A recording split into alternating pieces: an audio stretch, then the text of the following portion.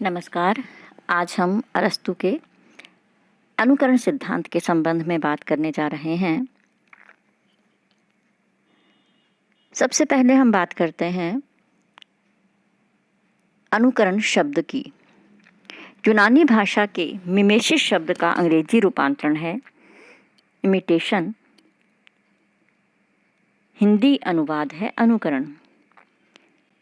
अनुकरण पहला सिद्धांत है जिसने काव्य में प्रकृति और कला के तत्वों का पारस्परिक अनुपात निश्चित करने का प्रयत्न किया।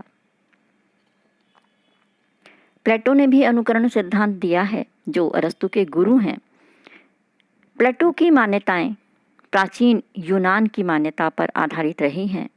प्राचीन यूनान में यह माना जाता था कि सच्चा कलाकार जो है वो अनुकरण करता है, यानी कि कला जो है सच्चे रूप में अनुकरणात्मक होती है।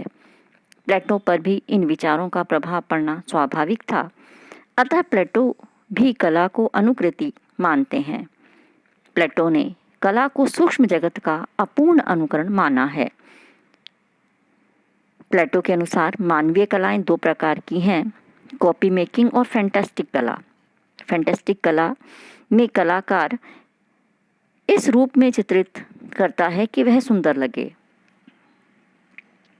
अरस्तु ने कला को नए रूप में प्रतिष्ठित किया और अरस्तु ने काव्य कला को राजनीति तथा नीति शास्त्र की दृष्टि से न देखकर सौंदर्य शास्त्र की दृष्टि से देखा।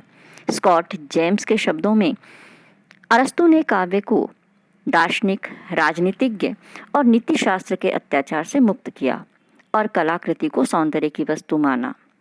अरस्तु ने प्लेटो द्वारा प्रयुक्त मिमेसिस शब्द को ही स्वीकार किया, परंतु नवीन अर्थ में। अरस्तु कला को प्रकृति की अनुकृति कहता है और कविता सामान्यतः प्रकृति की दो सहज प्रवृत्तियों से उद्भूत होती है, जैसा कि हम त्रासदी सिद्धांत में भी बात कर चुके हैं कि कला जो है वो मनुष्य की सहज प्रवृत्ति है अनुकरण की, और दूसरी है आनंद प्राप्ति की। तो कला प्रकृति का अनुकरण करती है, इसलिए कला अनुकरण है। परंतु प्रकृति क्या है, इस संबंध में अरस्तु ने प्रकृति के अनेक अर्थ दिए हैं और प्रकृति से अरस्तु का अभिप्राय कोई बाह्य प्रकृति यानी पेड़ पौधे आदि नहीं है। अरस्तु ने अपने ग्रंथ भौतिकी में प्रकृति के विविध अर्थ दिए हैं। अरस्तु के अनुसार गति के साधन या कारण प्रकृति हैं।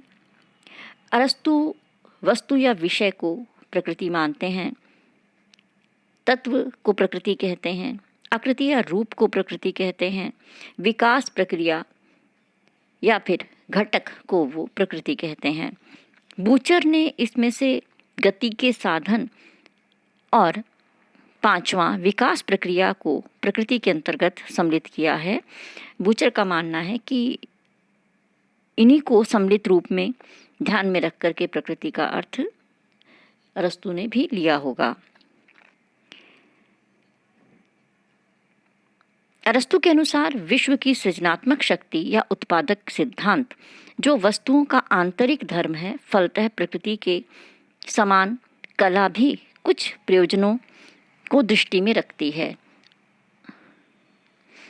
और प्रकृति की पद्धति का भी अनुकरण करती है। उदाहरण के लिए प्रकृति का लक्ष्य है स्वस्थ रखना, परंतु जब वह असफल होती है तब चिकित्सक की आवश्यकता पड़ती है। अर्थात स्वास्थ्य प्रकृति सिद्ध होते हुए भी स्वतः पूर्ण नहीं है, उसके लिए चिकित्सा की कला की आवश्यकता है। इसी प्रकार सभी उपयोगी कलाओं का प्रयोजन है प्रकृति की इन कमियों को पूरा करना, अर्थात कलाकार चिकित्सक का दायित्व निर्वाह करता है और प्रकृति की कमियों को पूरा करता हुआ उसे चरम तक ले जाता है। प्रकृति की पूरक है कला और इसके लिए वह प्रकृति से निर्देश भी प्राप्त करती है।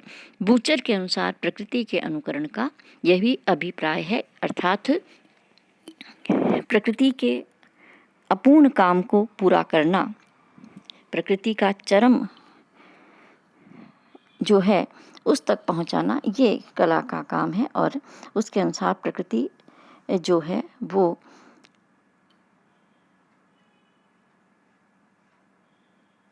अपने पूर्ण रूप तक पहुंचना है, स्वतः पूर्ण नहीं हो सकती और कला इसलिए उसकी पूर्ति करती है।